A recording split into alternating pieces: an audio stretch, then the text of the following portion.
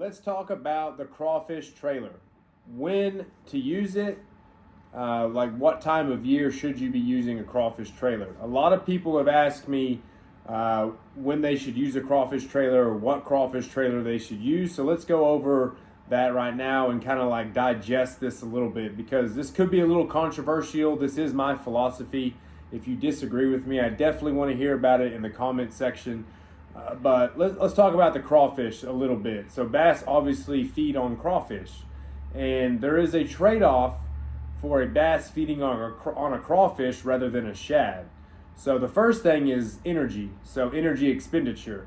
In order for a bass to get a shad, they have to expend a lot of energy, because shad are obviously a lot faster and can maneuver a lot faster than a crawfish.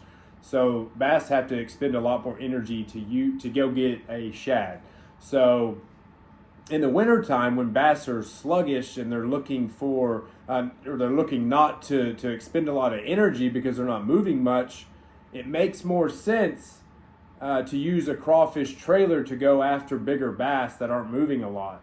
Because for one, the bass has to use less energy to get that crawfish, and number two, the crawfish actually provides more nutrients than a shad does. So the trade-off is a lot higher than for them to get a crawfish rather than a shad.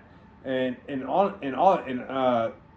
it takes longer for a crawfish to digest than a shad. So they can utilize that energy a lot longer if they're eating crawfish as opposed to eating shad. So not only do they spend less energy, they're getting more nutrients, and it takes longer to digest, so that energy lasts a lot longer for them. So there's a huge trade-off for them going after crawfish than shad in the wintertime.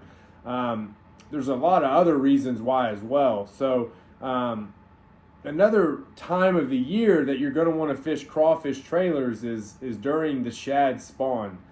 I don't know if you know this or not, but when shad spawn, most of them actually die.